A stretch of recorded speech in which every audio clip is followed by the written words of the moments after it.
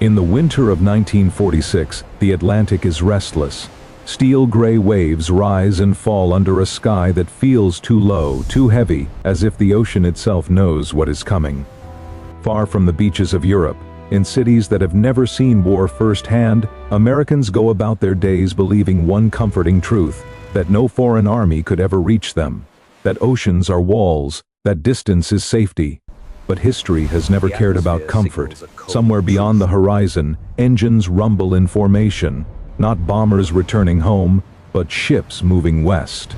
Slow, deliberate, burdened with fuel, men, and the weight of a victory that changed everything.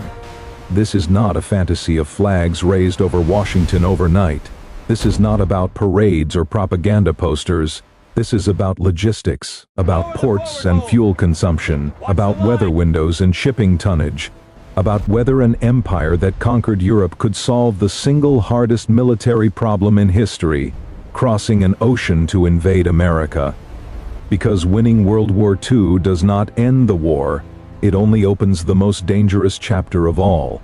If immersive cinematic history matters to you, subscribe now and stay with this story. For most of the 20th century, the idea of a foreign invasion of the United States lived comfortably in the realm of myth. Oceans were spoken of the way medieval cities spoke of walls, vast, impassable, protective by their sheer scale. Admiral Isoroku Yamamoto, who understood America better than most, once warned that any war across the Pacific would be a gamble against industrial power. His fear was not American courage, it was American distance. Distance stretches supply lines, distance multiplies mistakes, distance kills armies without firing a shot. Germany knew this as well. In real history, the Atlantic defeated Germany, long before American soldiers ever marched through Europe. Submarines sank ships, but not fast enough. Convoys adapted. Shipyards in places like Baltimore and Norfolk replaced losses faster than U-boats could create them. The ocean did not belong to Germany. But in this timeline, Germany wins in Europe first. Britain falls into forced neutrality after prolonged blockade. The Soviet Union collapses under exhaustion and internal fracture. The skies over Western Europe are no longer contested. German ports operate without Allied bombers overhead. The myth begins to crack. The Atlantic does not become smaller, but it becomes quieter. German shipyards work without interruption. Merchant fleets expand. Fuel stockpiles grow. And slowly, almost invisibly, the question changes from is it impossible to is it merely unlikely? Distance, after all, is not an absolute barrier. It is a calculation. Fuel consumption is distance measured in barrels. Tonnage is distance measured in steel. And time is distance measured in patience. Would the ocean still protect America if Germany could finally afford the cost of crossing it? Every invasion begins on paper. Before soldiers move, equations do. To cross the Atlantic in force, Germany would need shipping on a scale it never possessed during the war. An infantry division requires thousands of tons of supplies per month. Food, ammunition, spare parts, fuel. And fuel is not just gasoline. It is bunker oil for ships, aviation fuel for air cover, lubricants to keep engines alive in salt air. In simple terms, logistics is the art of keeping things moving when everything wants to stop. The Atlantic crossing from occupied France to the American East Coast spans roughly 3,000 miles. At convoy speeds, this journey takes weeks during which ships burn fuel continuously, crews age under stress, and storms erase careful planning. Modern oceanography explains why this matters. Significant wave height, a measure of average wave size, often exceeds 6 meters in the North Atlantic during winter. That means waves taller than houses, rising and falling unpredictably, hammering hulls not designed for sustained transoceanic assault. Germany learns this lesson the way all navies do, through loss. Early test convoys vanish into storms. Transports arrive late, scattered, damaged. Crews report ice forming on superstructures, increasing weight, slowing speed. Engineers calculate margins thinner than doctrine allows, but Germany adapts. Designs change. Hulls strengthen. Departure windows narrow to rare seasonal gaps. much like the Allied planners once waited for calm seas before D-Day. This is where skepticism fades. If the United States could land armies in Normandy, crossing one ocean under fire, then Germany could imagine crossing another without it. The problem is not physics, it is scale. And Germany is learning how to scale violence. Would any supply chain survive the Atlantic long enough to feed an invasion force? Landing is where theory meets blood. Maps on German tables show options that seem obvious to outsiders. New York, with its towering skyline. Washington, symbol of government. Boston, cradle of American myth. But experienced planners avoid symbols. They seek infrastructure. The mid-Atlantic coastline offers something more dangerous than prestige. It offers ports, deep-water harbors, rail connections that spider inland.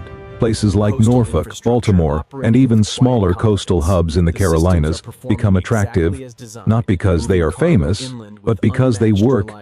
History offers a parallel. In 1941, Japan avoided heavily fortified bases when possible, striking where logistics allowed expansion. The same logic applies here. An invasion force does not conquer cities, it feeds itself through them. German Marines would know. T-storm Manhattan's skyline. They would secure dockyards at night, disable coastal defenses, bring engineers ashore before infantry. Rail yards would be seized intact, not destroyed. Fuel depots would be guarded like treasure. The science of amphibious warfare is brutally simple. Men land quickly, supplies land forever. In this timeline, German planners understand what Napoleon learned in Russia and what the Allies learned in the Pacific. Battles are temporary, supply is permanent.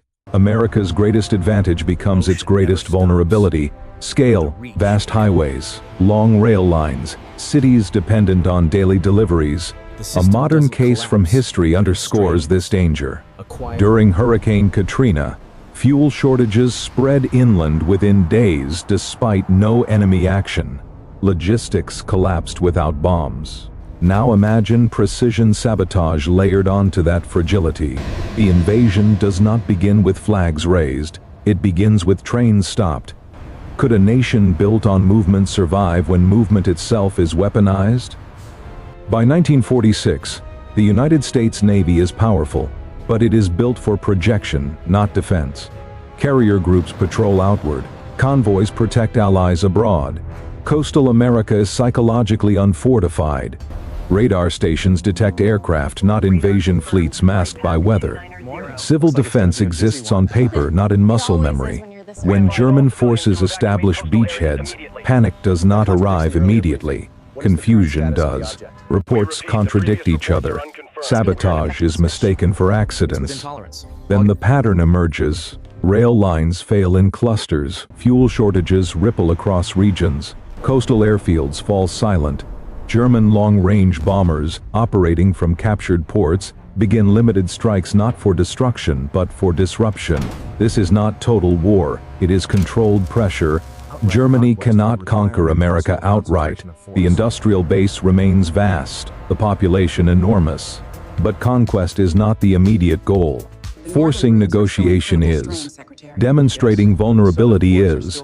History shows how effective this strategy can be. During the Battle of the Atlantic, Britain did not face invasion, but starvation nearly achieved the same end. Here, America faces internal fracture before external defeat, yet reassurance emerges alongside danger. The Atlantic still works both ways. German supply lines stretch thinner every week. American shipyards respond as they always have, faster, louder, with overwhelming volume. Factories pivot, militias organize. The same scale that made America vulnerable begins to harden it. The invasion stalls, not in defeat, but in equilibrium, a stalemate shaped by oceans, weather, and the unforgiving mathematics of supply. Germany learns the final truth of global warfare. Winning a world war does not mean controlling the world, it means surviving the attempt. And America learns something equally sobering. Distance is not immunity, it is merely time. The war ends not with occupation but with negotiation. Not because one side lacks courage but because logistics impose limits no ideology can escape. History once again balances on the thin line between ambition and reality, and the Atlantic returns to silence, not as a wall but as a warning. History is not fixed. It is fragile,